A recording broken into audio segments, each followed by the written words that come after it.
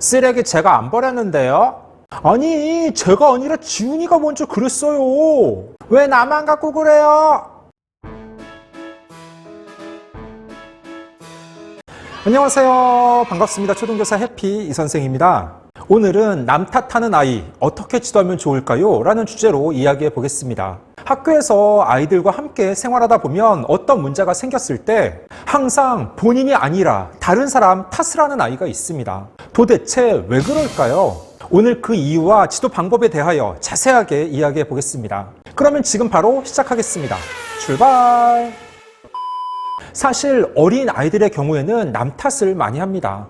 대개 언어 발달이 어느 정도 이루어진 4, 5살 무렵부터 엄마 탓, 다른 사람 탓을 하는 경우가 있습니다. 아이들이 솔직하게 본인의 잘못을 인정하지 않고 다른 사람 탓을 하는 이유는 자기 중심적인 생각 때문입니다. 아이는 본인의 잘못을 다른 사람 탓으로 돌림으로써 자신에 대한 죄책감이나 열등감을 느끼지 않으려는 마음이 큽니다. 자신의 잘못을 인정하면 스스로 부족한 사람이라고 느껴지는 것이 싫고 부모님이나 선생님께 혼이 나거나 비난받을 수도 있기 때문입니다. 또한 아이가 실수나 잘못을 인정할 만큼 자아의 힘이 충분히 크지 않을 수 있습니다. 실수를 할 수도 있는 자기를 받아들이지 못하는 것입니다. 실수가 나쁘다고 생각하고 실수한 나는 나쁜 아이이며 많이 부족한 사람이라고 생각할 수 있습니다. 이러한 생각은 상당히 고통스럽고 아이들은 그 고통을 견디기 힘들어합니다. 사실 고통을 이겨내는 건 어른들에게도 쉽지 않은 일입니다. 내가 많이 부족하다는 감정에서 벗어나는 방법으로 아이들은 다른 사람 탓을 하는 방법을 쓸 수 있는 것입니다. 그런데 자녀교육 전문가들은 아이의 남 탓, 즉 핑계대기는 자기 방어적 심리에서 비롯된 자연스러운 발달 과정이라고 말합니다. 아이가 핑계대는 것은 잘못을 인식하여 수치심이나 부끄러움을 느낀다고 받아들여도 좋습니다. 핑계를 대면 자신의 잘못이 아닌 것 같고 수치심과 부끄러움은 줄어들게 됩니다. 일종의 자기 방어 전략인 셈입니다. 일반적으로 아이들이 4, 5세쯤 언어 능력이 발달하며 무엇 때문에 라는 말을 하기 시작하고 자기 중심적인 사고방식에서 벗어나는 만 7세 정도부터 핑계 대기는 조금씩 줄어든다는 것입니다. 물론 아이들이 성향과 특성에 따라 개인 차이는 큽니다. 작년 4학년 저희 반 아이 중에서도 제가 문제를 지적하면 항상 다른 사람 탓을 하는 아이가 있었습니다. 예를 들어 쉬는 시간 교실 뒤편에서 친구와 심한 장난을 치면서 놉니다. 그러면 그걸 계속 지켜보고 있다가 제가 말합니다. 진우야, 친구랑 그렇게 거칠게 놀면 안 돼요. 교사가 그렇게 지적하면 보통 알겠습니다 선생님 또는 네 조심할게요 이렇게 대답하면 상황이 끝납니다. 그런데 그 아이는 꼭 이렇게 말합니다. 아니 그게 아니라 강민이가 저 먼저 건드렸어요. 또는 교실의 아이 자리 밑에 쓰레기가 있어서 주워서 버리라고 말합니다. 진우야 내 자리 밑에 종이가 떨어져 있네. 쓰레기통에 좀 버리렴. 이거 제가 버린 거 아니에요. 헐, 누가 버렸든 함께 사용하는 교실에 떨어진 쓰레기니까 치우면 되는데 꼭 그런 식으로 대답합니다. 그런데 그 아이뿐 아니라 많은 아이들이 그런 식으로 다른 사람 탓을 하는 일들이 참 많습니다. 아마 학교에서뿐 아니라 가정에서도 이런 아이들이 많을 것입니다. 도대체 이런 아이들을 어떻게 지도하면 좋을까요? 구독, 좋아요. 항상 남 탓하는 아이들을 지도하기 위한 5가지 방법입니다. 첫째, 아이의 말을 끝까지 듣고 오류를 이야기해 줍니다. 아이의 말을 끝까지 듣기도 전에 혼을 내거나 화를 내면 아이도 당황하여 아이의 짜증을 돋울 수 있습니다. 비겁한 변명하지 말고 그만 말해! 이런 식으로 대응하면 안 됩니다.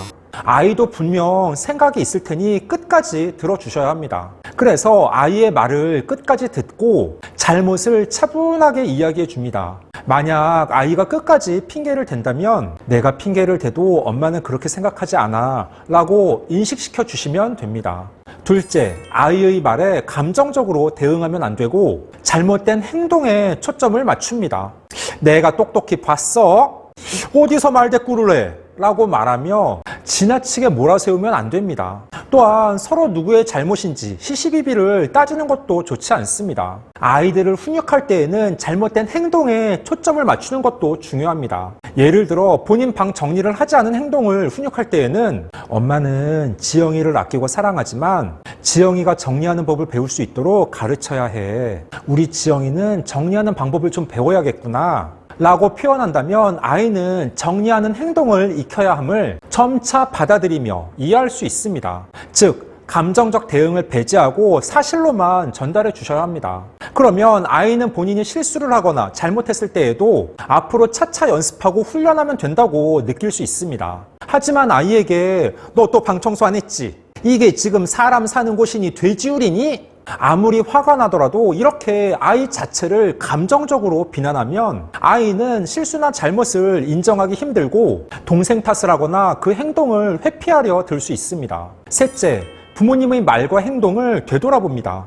만약 아이가 평소 핑계대는 일이 많다면 부모님 자신이 지적을 많이 하는지 되돌아보셔야 합니다. 엄마에게 지적받을 것을 대비해 아이는 핑계를 대서 자신의 잘못이 아니라고 주장하게 됩니다. 일상생활에서 아이를 혼내거나 야단치기보다는 칭찬을 늘려야 아이의 핑계도 줄어들게 됩니다. 또한 부모님 자신이 평소 일상생활에서 자주 무엇 때문에 라는 말을 많이 사용하는지도 생각해 보셔야 합니다. 주말 가족여행을 가는데 다소 늦게 도착했습니다. 그럴 수 있죠. 그런데 아이고 오늘 다른 차들 때문에 너무 늦었네. 운전을 왜 이렇게 못하는 거야?